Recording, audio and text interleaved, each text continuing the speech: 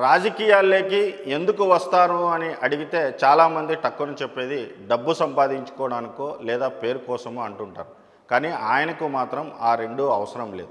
ఎందుకంటే ఆయనకు ఒక వ్యాపార సామ్రాజ్యం ఉంది, కావాల్సినంత పేరు పలుకుబడి కూడా ఉంది. ఎక్కడో ఏసీ రూముల్లో కూర్చోవాల్సిన ఆయన మండు టెండల్లో గ్రామాల్లో తిరుగుతున్నారు. ఆ ప్రాంతానికి ఏదో చేయాలని ప్రయత్నిస్తున్నారు.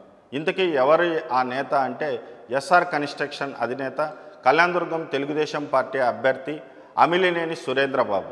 అసలు దేనికోసం ఆయన ఈ ఆరాటం, దేనికోసం ఆయన శ్రమిస్తున్నారు, వైసీపీని ఎదుర్కోవటానికి ఆయన వద్ద ఉన్న ఆయుధాలేంటి, ఇలాంటి ఎన్నో ప్రశ్నలకు సురేంద్రబాబు ఏం సమాధానం చెప్తారో విందాం. నమస్తే సార్ సురేంద్రబాబు గారు. నమస్తే. ఏసీ రూముల నుంచి మండుటెండల వరకు ఎలా నడుస్తుంది మీ జర్నీ? నేను ఒక రైతు కుటుంబం నుంచి వచ్చాను. ఏసీ రూముల గురించి చెప్పదలుచుకున్నా. నేను రైతు కుటుంబం నుంచి వచ్చాను. మా నాయన కూడా పెద్ద రైతు. ఈరోజు కూడా నా తమ్ముడు, మా అమ్మ, నా తమ్ముళ్ళు అందరూ కూడా మా గ్రామంలో ఉండి రైతు పనే చేస్తున్నారు. అలాగే నేను ఎన్ని రోజులు నా కంపెనీలో ఉండేవాడిని. నా కంపెనీకి నేను ఎప్పుడైతే నా వర్క్ సైట్లోకి వెళ్ళిన తర్వాత ఎప్పుడైతే వర్కులు చేయగలుగుతున్నానో, ఆ మండుటెండలో వాళ్ళతో ఎప్పుడైతే చేయగలనో ఈరోజు ఈ స్థాయికి రావడానికి కారణం కూడా ఏసీ రూముల్లో ఎప్పుడు ఉండాలి, పని మీద ఎప్పుడు వెళ్ళాలి అనే దాని మీద నేను ముందుకు వెళ్ళాను తప్ప ఏసీ రూముల గురించి ఏసీ రూమ్లో కూర్చొని పనిచేసే తత్వం కాదు నాది. ఖచ్చితంగా సందర్భం వచ్చినప్పుడు ఏసీ రూమ్లో కూర్చుంటా, అవసరమైనప్పుడు జనాల్లోకి వెళ్ళి మండుటెండలో కూడా తిరిగి, నాకు అలాంటి మండుటెండలో తిరుగుతున్నాను నాకేమవుతుందని అభిప్రాయం లేదు. ఖచ్చితంగా నాకు భగవంతుడు ఇచ్చాడు, మండుటెండలో తట్టుకునే శక్తి ఇచ్చాడు. అది ఖచ్చితంగా ముందు నుంచి అలవాటైంది కాబట్టి ఖచ్చితంగా తిరగగలుగుతుంది, ఏం ప్రాబ్లం కాదు. మీకు రాజకీయాలు కొత్త కాకపోయినప్పటికీ ఈ ఎన్నికలు, ప్రత్యక్ష రాజకీయాలు దాదాపు కొత్తగానే ఉంటుంది. ఎలా ఉంది, ఎలా నడుస్తుంది ఈ జనంతో? రాజకీయాలు ముందు నుంచి అందరినీ చూస్తూనే ఉన్నాం. మీరు అన్నట్టు కొత్త కాకపోవచ్చు, కానీ ఇప్పుడు ఏదైతే మనము ప్రత్యక్షంగా ఈ ఎన్నికల్లో వచ్చామో ఇది కూడా నాకు కొత్త కాదు. ఎందుకంటే మనం ఎప్పుడు ఎన్నికల నిర్వహణ అనేది చూసేవాళ్ళం. నాకు first Chandrababu Naidu party, NT Rama Rao party పెట్టినప్పుడు 83లో డి నారాయణస్వామి గారని మా తాత, ఆయన రాజకీయాల్లోకి వచ్చాడు. అప్పుడు మన ప్రాంతానికి ఎంపీగా కూడా ఉన్నారు, అనంతపురం నియోజకవర్గానికి ఎమ్మెల్యే కూడా ఉన్నారు కొద్ది రోజులు. అలా ఆయనతో ఉండడం నాకు అలవాటుగానే ఉండింది. ప్రజలతో ఎలా ఉండాలి, నీతి నిజాయితీకి ఎలా ఉండాలనేది ఆయన ద్వారానే, ఆయన కూడా రిటైర్డ్ జడ్జిగా వచ్చి పోటీ చేసి గెలవడం జరిగింది. కాబట్టి అదే దాంట్లో వచ్చి ఇక్కడ నాకు పెద్ద కష్టం అనిపించలేదు. ప్రజలకు అందుబాటులో ఉండాలనే దాని మీద అది ఒక్కటి మీరు ఏదైతే అడిగారో అందుబాటులో ఉండాలనే సంకేతం పంపించగలిగాను. ఖచ్చితంగా వాళ్ళందరికీ కూడా ఎప్పుడు అందుబాటులో ఉంటా. ఇది ఏం పెద్ద కాదు, రాబోయే ఎన్నికలు కూడా ధీటుగా ఎదుర్కొంటానని తెలియజేస్తాను. సురేంద్రబాబు అనుకుంటే ఏదో ఒక అనంతపురం అర్బన్ లాంటి సీటును కూడా కోరుకుంటే ఇచ్చే అవకాశాలు ఉన్నప్పటికీ కూడా మీరు పర్టికులర్గా కేవలం కళ్యాణదుర్గమే ప్రాంతమే ఎంచుకోవడానికి ఏదైనా ఒక బలమైన కారణం ఉందా? ఖచ్చితంగా ఉంది. చంద్రబాబు నాయుడు గారు నన్ను అడిగారు, మీరు కళ్యాణదుర్గంకి వెళ్తారా అనంతపురంకి వెళ్తారా అన్నారు. కానీ నేనైతే కళ్యాణదుర్గం కావాలని కోరుకున్నా. ఎందుకంటే ఇక్కడ ప్రజలు కష్టాలు చాలా ఉన్నాయని ఒకసారి సర్వే చేస్తే చాలా వరకు ఇక్కడ చాలా అభివృద్ధి చేయాల్సిన పనులు చాలా ఉన్నాయి. చాలా ప్రజలకు అవసరమైన వ్యక్తిగా నేను భావించి కళ్యాణదుర్గం అయితే బాగుంటుందనే అభిప్రాయానికి వచ్చాను. అనంతపురంలో అయితే ఏంటంటే ఒక ఎమ్మెల్యే ట్యాగ్ వేసుకోవచ్చు, ఆల్రెడీ అంతా అభివృద్ధి అయిపోయింది. అక్కడే హెడ్ క్వార్టర్లో కలెక్టర్ ఉంటాడు, ఎస్పీ ఉంటాడు, ప్రజాప్రతినిధులు ఉంటారు. ఏ సమస్య వచ్చినా వాళ్ళు వెంటనే స్పందిస్తారు. ఇక్కడ సమస్య కానీ ఇంకోటి కానీ వస్తే స్పందించడానికి ఎవరు ఉండరు, తక్కువ ఉంటారు. కాబట్టి ఇదైతే బాగుంటుందనే అభిప్రాయంతో కళ్యాణదుర్గం రావడం తప్ప వేరే అభిప్రాయం లేదు. అనంతపురం అంటే మీరు అన్నట్టు అవలీలుగా గెలిచిపోయామని ఇంత కష్టపడాల్సిన అవసరం కూడా ఉండేది కాదు. కానీ ఇక్కడ కూడా ప్రజలు తండోపతండాలుగా వచ్చి నాకు గెలుపు వాళ్ళందరూ కృషి చేస్తున్నారు. ఈ ప్రాంతానికి మీరు కొత్త, పైగా ఇది విభిన్నమైన ప్రాంతం, ఎలా మేనేజ్ చేయగలుగుతున్నారు? ఈ నాకేం కొత్త కాదండి. ఈ ప్రాంతం నా గ్రామం 15 కిలోమీటర్ల దూరంలో ఉంటుంది. ఇక్కడికి పెద్ద దూరమైన ప్రాంతమేం కాదు. ఇది ఖచ్చితంగా విభిన్నమైన ప్రాంతం అనే దానికి ఏమంటే ఈ మధ్య కాలంలో నేను మండలాల నుంచి పల్లెలకు ఎప్పుడు వెళ్ళలేదు. ఈ మధ్యలో వెళ్తున్నా 2 నెలల నుంచి. కానీ చాలా అధ్వానంగా ఉన్నాయి వాళ్ళ పరిస్థితులు కానీ, రోడ్లు కానీ, వాళ్ళకు కావాల్సిన సౌకర్యాలు కానీ. ఇప్పుడు గడిచిన 5 ఏళ్ళు పూర్తిగా అభివృద్ధికే ఏమీ అవకాశం లేకుండా ప్రజలు తీవ్రమైన ఇబ్బందుల్లో ఉన్నారు. కాబట్టి వాళ్ళు నన్ను వాళ్ళలో ఒకరుగా చూసుకుంటారని ఆశిస్తున్నా. ఖచ్చితంగా చూసుకుంటారు. నేనైతే ఈ ప్రాంతం కొత్త కాదనే అభిప్రాయం నాలో ఉంది. సురేంద్ర బాబు దగ్గర డబ్బులు సంచులు ఉన్నాయి. ఆ డబ్బుల సంచుల ద్వారా జనాన్ని కొంటారు అని అంటున్నారు. దానికి మీరు ఏం సమాధానం చెప్తారు? డబ్బులు సంచులు నా దగ్గర ఎక్కువ ఉంటాయండి. జగన్ అయితే ఎక్కడ దేశంలో ఎక్కడ క్యాష్ తీసుకొని వ్యాపారం చేయరు. ఆయన ఇసుక క్యాష్ అంటాడు, లిక్కర్కి క్యాష్ అంటాడు, మరి ఇతరుల దానికంతా క్యాష్ అంటారు. మళ్ళీ ఆ లిక్కర్ అమ్మేది కూడా గవర్నమెంట్ ఉద్యోగస్తులే పోయి వాళ్ళతో అమ్మించి వాళ్ళ ద్వారా మళ్ళీ అది లబ్ధి పొందుతుండేది వాళ్ళు. నేను నేను నేను నా దగ్గర ఉన్న డబ్బంతా కూడా ట్యాక్స్ కట్టిన డబ్బే. ఏ ఒక్క రూపాయి కూడా నేను ట్యాక్స్ కట్టుకోకుండా తెచ్చిన డబ్బు కాదు. ప్రతి రూపాయి నేను వేసుకునే గుడ్డలతో నుంచి నేను వేసుకునే చెప్పుల దాకా నేను ట్యాక్స్ కట్టే. అంటే 100 రూపాయలంటే నేను 40 రూపాయల వరకు నాకు ట్యాక్స్ పోతుంది. అంటే 140 రూపాయలు నాకు ఖర్చు అయినట్టు అవుతుంది. ఏది కూడా ట్యాక్స్లు ఎగ్గొట్టడము లేదా నీతి నిజాయితీగా ఈరోజు నా కంపెనీ కూడా ట్యాక్సెస్, ఇన్కమ్ ట్యాక్స్ కావచ్చు, జిఎస్టీ కావచ్చు, ఏ ఇతర ట్యాక్సెస్ అయినా సకాలంలో చెల్లించి గవర్నమెంట్కి ఏదైతే ఉపయోగపడుతుందో దాంట్లో వెళ్ళాను తప్ప నా దగ్గర సంచులు మూట్లు ఇట్లాంటివి ఏం తెలియదు. నా దగ్గర అట్లాంటి డబ్బు కూడా ఏం లేదు. ఏ నియోజకవర్గంలో లేని విధంగా ఎక్కువ శాతం మీ దగ్గర జన సందోహం కనిపిస్తుంది. ఇదంతా కేవలం సురేంద్రబాబు దగ్గర వెళితే డబ్బులు ఇస్తారు అని, కేవలం జనం డబ్బుల కోసమే వెళ్తున్నారు అని చెప్పేసి మీ ప్రత్యర్థి రంగయ్య అంటున్నారు. దానికి ఏం సమాధానం చెప్తారు? రంగయ్య ఆ మాట అనేది ధైర్యం చేయడు. ఎందుకంటే ఇక్కడ ప్రజలు చాలా విలువ కలిగిన వ్యక్తులు. ఏ ఒక్కరు కూడా డబ్బుల కోసం ఆశపడి, ఏ ఒక్క నాయకుడు కూడా డబ్బుల కోసం ఆశపడి పడే వ్యక్తులు కాదు. అది రంగయ్య పార్టీ కావచ్చు, మన తెలుగుదేశం పార్టీ కావచ్చు, ఏదైనా కాదు. ఇక్కడ చాలా విలువలున్న నాయకులే, విలువలున్న ప్రజలే. వాళ్ళు ఏది కోరుకోవడం లేదు. ఎంత డబ్బులు ఇస్తామన్నా జనాలు వస్తున్నారంటే డబ్బులు ఇస్తే మాత్రం జనాలు రారు. ఇప్పుడు రంగయ్య కూడా డబ్బులు పెట్టి జనాలు తోలొచ్చు, ఆయన తోలలేకపోతున్నారు. జనాలు తోలితే కాదు, ప్రేమ, అభిమానం, వైసీపీ ఉన్న వ్యతిరేకత, తెలుగుదేశం పార్టీ మీద ఉన్న ప్రేమతోనే ఈరోజు ఈ జనం వస్తున్నారు. ఎటు తిరిగి గెలిపించాలనే గట్టి పట్టుదలతో ఉన్నారు తప్ప ఏదో డబ్బుల కోసం జనాలు ఎక్కడా లేదు. ఎక్కడికి మనం ఎవరికి కూడా డబ్బులు సమస్య లేదు, డబ్బులు ఎవరికి కూడా ఇవ్వలేదు. 6 సంవత్సరాల వరకు కూడా ఇప్పటికీ కళ్యాణదుర్గం తెలుగుదేశం పార్టీలో ఒక అంతర్యుద్ధం సాగింది. ఆ యుద్ధంలో సురేంద్రబాబు ఇప్పుడు జాయిన్ అయ్యారనుకోవచ్చా? అంతర్యుద్ధం ఎవరికి జరిగింది? చంద్రబాబు నాయుడికి, తెలుగుదేశం పార్టీకి కాదు. తెలుగుదేశం పార్టీ నుంచి వచ్చిన ఉమామేశ్వర్ నాయుడికి గత 5 సంవత్సరాల క్రితం ఏదైతే ఆయనకి ఇచ్చారో ఆయన ఒక ఇన్ఛార్జ్గా ఇక్కడ వ్యవహరించాడు. ఆ మధ్యకాలంలో మరి హనుమంతరాయ చౌదరి గారికి వాళ్ళకి ఏదో పోరు పెట్టుకున్నారు. అది ఎందుకు పెట్టుకున్నారో కూడా ఎవరికి తెలియదు. ఆ పరిస్థితుల్లో జరిగింది తప్ప ఇన్ఛార్జ్గా ఉన్నంత రోజులు ఉమామేశ్వర్ నాయుడు ఇక్కడ నాయకుడిగా చెల్లామించాడు. పార్టీకి సంబంధించిన వ్యక్తిగా అతనే ఉన్నాడు. అన్ని కార్యక్రమాలు అతనే చేశాడు. మరి ఇంకో గ్రూప్ అతనికి సపోర్ట్ చేసిందా లేదనేది నాకు సంబంధించిన విషయం కాదు. అది పార్టీ చూసుకునే విషయం. ఖచ్చితంగా వాళ్ళిద్దరి నిర్ణయాన్ని పార్టీనే తేలుస్తుంది. ఉమామహేశ్వర్ నాయుడు నిన్నటి వరకు టీడీపీలో ఇక్కడ ఒక బలమైన నాయకుడు. ఆయన ఇప్పుడు వైసీపీలోకి వెళ్ళిపోయినారు. మరి ఆ ప్రభావం ఏమన్నా మీ మీద చూపేకి ఏమన్నా అవకాశం ఉందంటారా? బలమైన నాయకుడు అనేది నాకు తెలియదు, కానీ అతను తెలుగుదేశం అభ్యర్థిగా నిలబడ్డాడు కాబట్టి అతనికి ఇన్ఛార్జ్గా ఇచ్చారు కాబట్టి అతను ఇక్కడ ఈ ప్రాంతంలో నాయకుడిగా చలామణి అవుతారు. ఈ ప్రాంతంలో ఎవరికి ఇచ్చినా కూడా, ఈవెన్ నేను వచ్చినా కూడా క్యాడర్, తెలుగుదేశం క్యాడర్ ఏదైతే ఉందో అది తెలుగుదేశం వైపే ఉంటుంది తప్ప వ్యక్తి వైపు ఎప్పుడు ఉండదు. అది హనుమంతరాయ చౌదరి కావచ్చు, ఉమామేశ్వర నాయుడు కావచ్చు, సురేంద్రబాబు కావచ్చు, అది ఏమైనా కూడా తెలుగుదేశం క్యాడర్ అంతా కూడా మనకు కావాల్సింది తెలుగుదేశం పార్టీ ఉంటుంది. కానీ ఇక్కడ క్యాడర్ చాలా స్ట్రాంగ్గా ఉంటుంది. అందరూ కూడా తెలుగుదేశం పార్టీ వైపే చూస్తారు.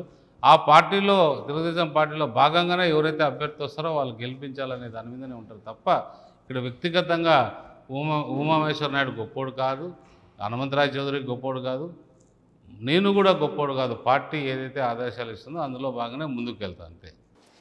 ఉమామహేశ్వర నాయుడు వైసీపీ గెలుపు కంటే సురేంద్రబాబు ఓటమికే ఎక్కువ కృషి చేస్తున్నట్టుగా కనిపిస్తుంది. దీన్ని మీరు ఎలా భావిస్తారు? ఆ వైసీపీ గెలుపు అనే సమస్య లేదు కదా, గెలవదు కదా. ఇంకా ఏదో ఉన్న దాంట్లో ఉన్నారు. అతను కండవా వేసింది, అతనితో పాటు పోయింది, అతను జగన్ రెడ్డితో పోయి కండవాలు వేసుకుంది. 6 మందితోనో 7 మందితోనో వేసుకున్నట్టు ఉన్నాడు. ఒక నాయకుడు, బలమైన నాయకుడు అయితే ఎంతమంది వెళ్తారు వాళ్ళు కండవాలు వేసుకోవడానికి? మీకు తెలియదేమీ, చాలామందిని చూసింటారు. మరి వెళ్ళలేదు అంతే. ఇంకా ఆయన ఏ విధంగా ముందుకు వెళ్తారు ఏమనేది నాకు తెలీదు. నా జనరల్గా ఒక ప్రత్యర్థిగా నన్ను చూస్తున్నారు. నా ప్రత్యర్థిగా చూస్తున్నారు. తెలుగుదేశం పార్టీకి రాజీనామా చేసి ఆ పార్టీకి పోయిన తర్వాత ఆ పార్టీ కోసం పనిచేయడంలో తప్పేముంది, చేస్తున్నాడు అంతే. ఇప్పటి వరకు కళ్యాణదుర్గం నియోజకవర్గంలో ఇటు ఉమా కానీ అటు ఉన్నం కుటుంబం కానీ తెలుగుదేశానికి ఒక పెద్ద దిక్కుగా ఉన్నారు. మరి ఈ రెండు ఒక గ్రూపు దాదాపు మీకు దూరం అయింది. మరి రెండో గ్రూపులో కూడా మీకేమన్నా సహకరించే అవకాశం ఉందా? ఇప్పటికీ మీకు దగ్గరికి రాలేదు అని చెప్పేసి అంటున్నారు. క్యాడర్ అంతా తెలుగుదేశం పార్టీ వైపు వచ్చింది. మీరు అంటున్నట్టు ఉమా గ్రూప్ పెద్ద గ్రూప్ కాదు, చిన్న గ్రూప్ కాదు. ఆయన ఒక పార్టీ నాయకుడు. హనుమంతరాయ చౌదరి గారు పార్టీకి పుట్టినప్పటి నుంచి పార్టీలో ఉన్నారు కాబట్టి ఆయనకు ప్రత్యేకమైన స్థానం ఉంది. ఇక్కడ గౌరవంగా ఉన్నారు. గౌరవంగా పార్టీని కూడా రకరకాల స్థాయిలో అతను పార్టీని గెలుపు కృషి చేస్తూ వచ్చారు. ఒక మంచి నాయకుడుగా తెలుగుదేశం పార్టీ మంచి నాయకుడు కార్యకర్త నుంచి నాయకుడిగా ఎదిగిన వ్యక్తి ఆయనకి ఉమామేశ్వర నాయుడికి సంబంధం లేదు. ఆయన గొప్పతనం హనుమంతరాయ చౌదరి గొప్పతనం ఉంది నేను అనుకోవడం, నా అభిప్రాయం. ఇది ఎవరైతే ఉమామేశ్వర నాయుడు వచ్చాడో అతను పదవి రాకపోతే పార్టీకి రాజీనామా చేసిపోయాడు. ఇప్పుడు వీళ్ళు ఎంతవరకు సహకరిస్తారనేది ముందుకు చూడాలి. ఇంతవరకు అయితే వాళ్ళు ఎవరు కూడా వచ్చి పార్టీ కోసం ఈ ఎన్నికలు ఇప్పటిదాకా అయితే కృషి చేయట్లేదు. ఏదేమైనా కూడా హనుమంతరాయ చౌదరి అంటే నాకు అపారమైన గౌరవం. ఖచ్చితంగా గౌరవంతోనే ముందుకు వెళ్తాను. వైసీపీ అభ్యర్థిగా ఎంపీ తలారి రంగయ్య ప్రస్తుతం బరిలో ఉన్నారు. ఆయనకు క్యాస్ట్ బలం ఉంది, వైసీపీ బలం కూడా తోడవుతుంది. మరి గెలుపు ఎలా సాధ్యమని చెప్తారు? 170% మంది వాల్మీకులంతా తెలుగుదేశం వైపే ఉన్నారు. ఇప్పుడు తరతరాల నుంచి ఎన్టీ రామారావు పార్టీ పెట్టినప్పటి నుంచి వాళ్ళు ఉన్నారు. ఇప్పుడు కూడా ఏమైనా వాళ్ళు క్యాస్ట్ ప్రభావితం చేయాలని కొంతమంది ఆ క్యాస్ట్కి సంబంధించిన వాళ్ళు వచ్చి వేరే ప్రాంతం వాళ్ళు వచ్చి ఇక్కడ ప్రభావితం చేసే ప్రయత్నించారు. కానీ ప్రతి ఒక్కరూ కారాఖండంగా చెప్పారు, మేము తెలుగుదేశం పార్టీ వైపే ఉంటాం తప్ప ఎటువంటి పరిస్థితుల్లో కూడా మేము పార్టీ మారము. మేము 170% మంది ఏదైతే అనుకుంటున్నారో ఆ ఓట్లని కూడా తెలుగుదేశంకి వేస్తాం, కానీ మేము రంగయ్యకి వేసే ప్రసక్తి లేదని వాళ్ళు తెలియజేస్తున్నారు. అంటే మీకు రంగయ్య పోటీనే కాదంటారా? అది అలా పోటీ కాదనేది నేను అనుకోను, కానీ రంగయ్యనే నాకు పోటీ. వాల్మీకులు అంటున్నారు కానీ వాల్మీకులంతా తెలుగుదేశం పార్టీ వైపు ఉన్నారు. బీసీలు కూడా మెజారిటీ ఆఫ్ ద ఎవరైతే ఉన్నారో అంటే కురుబులు కావచ్చు, యాదవులు కావచ్చు, మరి ఈ వాల్మీకులు కావచ్చు, లేకపోతే ఇతర కులస్తులు రకరకాల ఉండేలు దళితులు కావచ్చు, అందరూ కూడా తెలుగుదేశం పార్టీ వైపు ఉన్నారు. గెలుపు అనేది ఖచ్చితంగా తెలుగుదేశం పార్టీ ఇక్కడ భారీ మెజారిటీతో గెలవబోతుంది. అంటే ఇప్పుడు కళ్యాణదుర్గం ప్రాంతంలో మెజారిటీగా బోయలే ఉన్నారు. ఆయన బోయ సామాజిక వర్గాన్ని కాబట్టి బోయలంతా కూడా నీకు అక్కడనే ఉన్నారని చెప్తాను.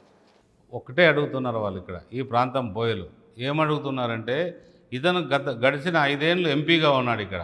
ఆ ఎంపీగా ఉన్న టైంలో ఒక మున్సిపల్ చైర్మన్గా ఒక బోయ కులస్తుడు వాల్మీకి కులస్తుడు ఎన్నికయ్యాడు. ఎన్నికైన తర్వాత ఏదో కొద్ది రోజులు ఆయనకి కూర్చోవడానికి స్థానం లేదు, ఏదో ఇస్తారులే అనుకున్నారు. 4 సంవత్సరాలు అతనికి సీట్ లేకోకుండా ఒక వాల్మీకి చైర్మన్కి, అంటే అదేదో మంత్రికి సంబంధించిన చైర్మన్ పోస్ట్ కాదు, అది ఒక రాజ్యాంగంలో కల్పించిన పోస్ట్కి అతనికి ఒక చైర్ కానీ ఒక టేబుల్ కానీ ఆఫీస్ లేకుండా చేసిన ఘనత ఎవరిది? మంత్రిది ఉండొచ్చు. కానీ దానికి ఎంపీగా ఈయన కూడా ఈ ప్రాంతానికి చెందిన వ్యక్తిగా అతను అదే బోయ కులస్తుడు కాబట్టి అతను వచ్చి ఏ రోజు కూడా ఆ చైర్లో అతను కూర్చోబెట్టే ప్రయత్నం కూడా చేయలేదు. వాళ్ళు ఎట్లా అభిమానిస్తారు వాల్మీకులు ఎవరు కూడా ఆయన అభిమానించే ప్రసక్తి లేడు. ఆయన పైన ఒక సదాభిప్రాయం వాల్మీకులకి ఎవరికి లేదని నా అభిప్రాయం. సురేంద్రబాబు చుట్టూ ఒక వలయం ఉంది. సురేంద్రబాబు ఎమ్మెల్యే అయిన తర్వాత మరి సామాన్యుడు వచ్చి కలిసేదానికి సాధ్యమవుతుందంటారా? ఇప్పుడు మీరు వచ్చారు కదా, మీకు ఏమైనా వలయం అనిపించిందా? నిన్న మీరు ఇంటికి వచ్చారు, అక్కడ ఏమైనా అనిపించిందా మీకు నా దగ్గర వలయము లేదా ఇంకోటి ఏమైనా అనిపించిందా? లేదు. మా వాళ్ళ కార్యకర్తల నాయకులను అడగండి. ఇదంతా సృష్టిస్తున్నారు అంతే. ఎప్పుడు కూడా ఎప్పటికీ అందుబాటులో ఉంటా. ఈ రోజు కూడా నా ఇంట్లో నా బెడ్రూమ్లో కూడా నా పని వాళ్ళు అంటే నా డ్రైవర్స్ కానీ ఇట్లాంటి వాళ్ళు కూడా వాళ్ళే పోయి స్వతంత్రంగా ఏదైతే ఉందో గిరవాలు ఆపరేట్ చేసి తెచ్చిందంత నమ్మకంగా పనిచేస్తారు తప్ప ఎప్పుడు వాళ్ళు ఇంట్లో నా కొడుకే చేయాలా, నా భార్య చేయాలా, లేదా నా వాళ్ళే చేయాలా అనే అభిప్రాయం ఎప్పుడు ఉండదు. వలయం అనేది ఇప్పుడు కాదు, నా పుట్టినప్పటి నుంచి లేదు. నేను ఒక రైతు కుటుంబం నుంచి వచ్చాను, నాకు తెలుసు మనుషులతో ఎంత దాని విలువ ఏంటనేది. ఆ విలువలు కాపాడుకుంటాను తప్ప ఆ వలయాలు ఇట్లాంటివన్నీ పెట్టుకోను. అలాంటి అపోహాలు కూడా దారి ఇవ్వనని తెలియజేస్తున్నాను.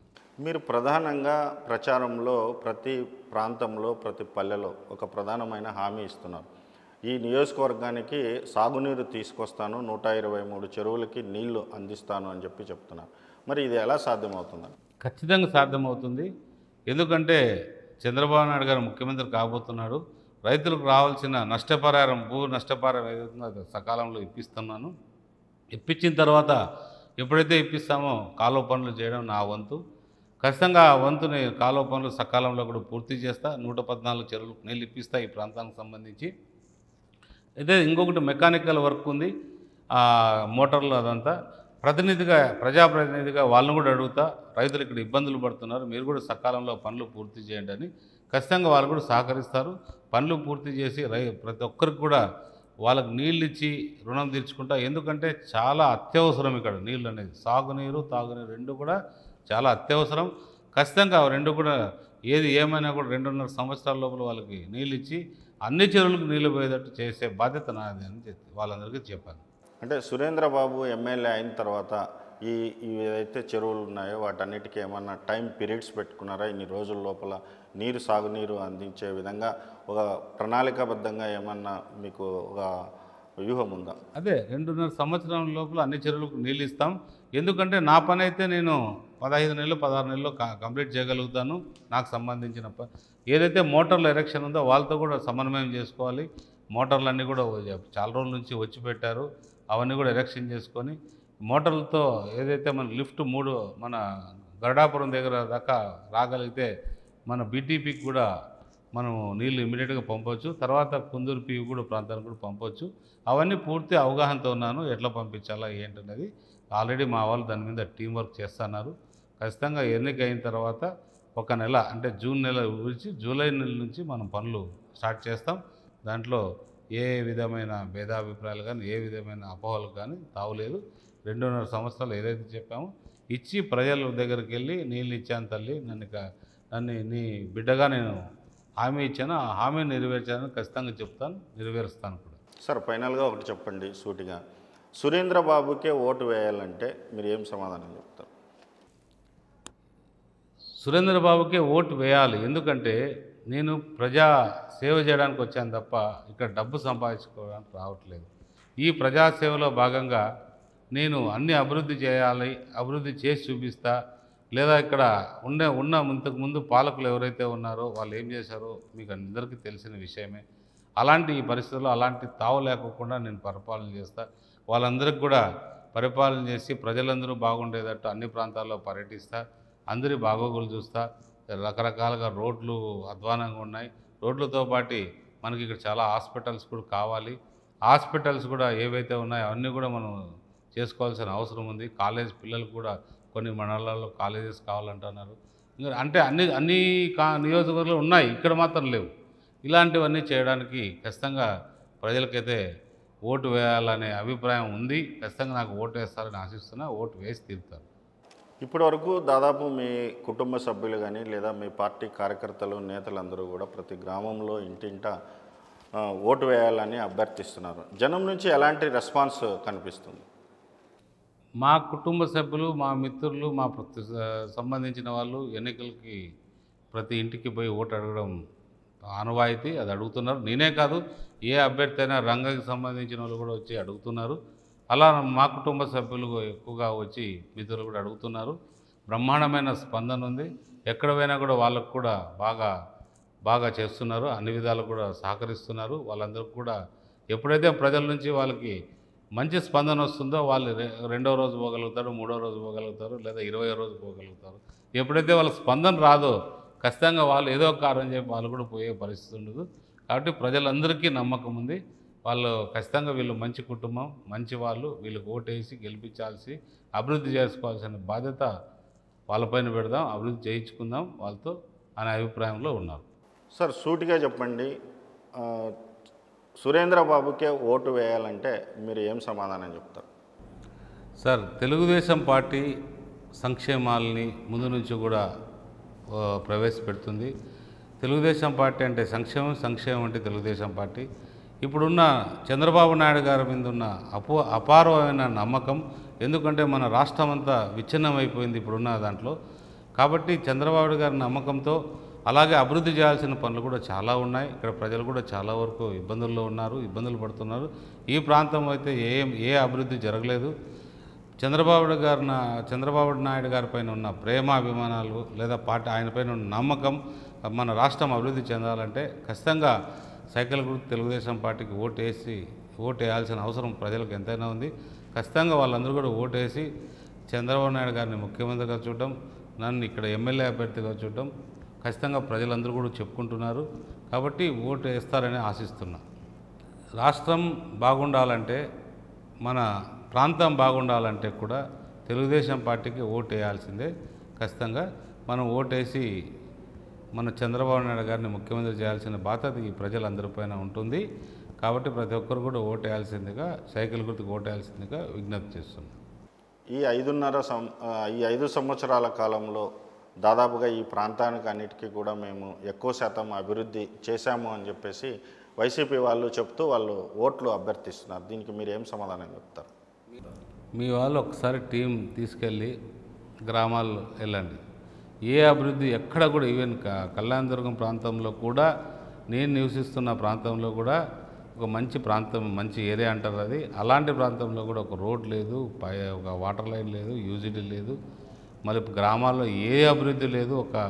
ఒక పారదీసి ఒకటి కూడా లేదు. ఒక రోడ్డు కట్టలే, ఒక రోడ్డు నిర్మాణించలే, ఒక కాలువ మీరు ఏదైతే బీటీపీ ఉందో అలాంటి పనులు కూడా ఏవి ఎక్కడికక్కడ ఆగివేసి ప్రజలు తీవ్రమైన ఇబ్బందుల్లో ఉన్నారు.